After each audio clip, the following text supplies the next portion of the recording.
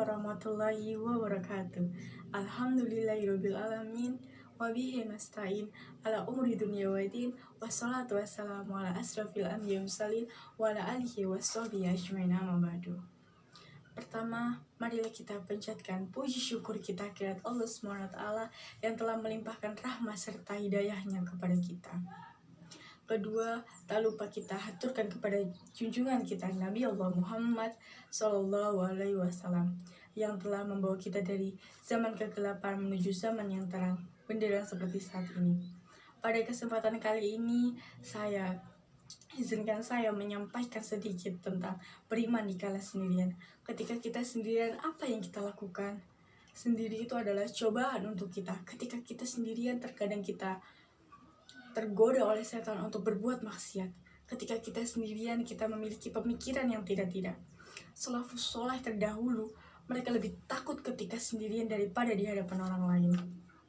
Maka kewajiban kita agar kesendirian kita tidak berubah menjadi malapetaka, kita harus membekali hati kita dengan rasa takut kepada Allah. Mengapa demikian? Karena banyak orang yang bertakwa kepada Allah ketika dilihat orang-orang lain. Banyak orang meninggalkan maksiat ketika dia terlihat orang lain. Tetapi ketika ia sendirian, ia tidak peduli dan ia tidak takut akan batasan-batasan Allah. Tentunya kita tidak ingin termasuk dalam hadis Nabi SAW yang diriwayatkan oleh Abu Daud. Nabi SAW bersabda, sesungguhnya kelak akan datang pada hari kiamat orang yang membawa banyak pahala sebesar gunung Tihamah. Lalu Allah hancur leburkan pahala-pahala mereka. Lalu para sahabat bertanya, siapa mereka wahai Rasulullah? Rasulullah pun bersabda, Amma innahum ikhwanukum wa min jildatukum wa ya'khuduna minal laili kama ta'khuduna walakinnakum aqwamun idha khalau bimaharimullah yang tahakuha. Sesungguhnya mereka itu adalah saudara kalian, mereka itu adalah golongan kalian. Mereka mengambil malam sebagaimana kalian ambil. Akan tetapi mereka berani melanggar apa yang diharamkan oleh Allah. Hadis riwayat Ibnu Majah. Tentunya kita tidak ingin termasuk dalam hadis tersebut, bukan? Yang mengakibatkan amalan kita, pahala-pahala kita digugurkan oleh Allah.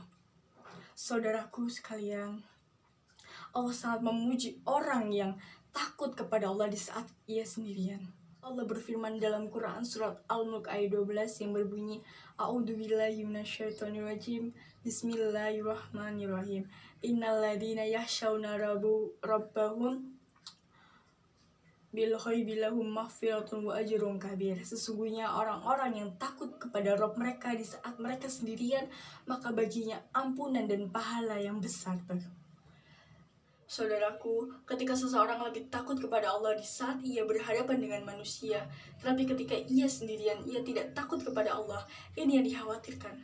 Mengapa demikian?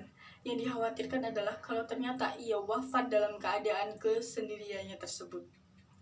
Rasulullah SAW bersabda, Innar rajula liya'mala amala ahlil jannah fima yabadul linnas wa huwa minal ahlin nar.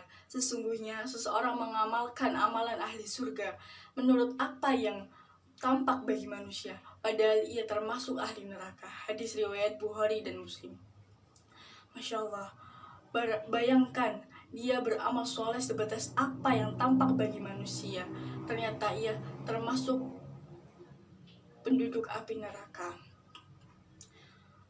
Saudaraku, pada zaman dahulu Allah menguji para sahabat dengan binatang buruan yang mudah diambil. Lalu Allah mengatakan agar tahu siapa yang takut kepada Allah. Kita pun demikian. Kita diuji Allah dengan smartphone, kita diuji Allah dengan gadget, dengan hal-hal yang diharamkan oleh Allah. Terkadang ketika kita sendirian, tidak ada orang yang melihatnya, ternyata kita menjadi orang yang tidak takut kepada Allah. Kita menjadi orang yang berani kepada Allah. Dan berani melanggar batasan-batasan Allah, padahal Allah selalu mengawasi kita, padahal Allah selalu mengetahui di saat kita sedang sendirian. Dan ingat, malaikat yang mencatat amal soleh, kita pun telah mencatat amalan-amalan kita.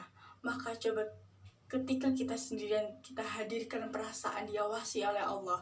Dan coba kita ingat bagaimana jika kita wafat dalam keadaan kesendirian itu, dan wafat dalam keadaan maksiat kepada Allah. Na'udzubillahi min dzalik. Maka saudaraku, ketika kita sendirian, kita lebih meningkatkan takwa kita kepada Allah dan meningkatkan iman kita kepada Allah, sehingga kita termasuk orang-orang yang bisa memanfaatkan kesendirian kita dengan hal-hal yang diridhoi oleh Allah. Kurang lebihnya seperti itu yang dapat saya sampaikan. Kurang lebihnya mohon maaf. Wabillahi taufiq wa hidayah. Wassalamualaikum warahmatullahi wabarakatuh.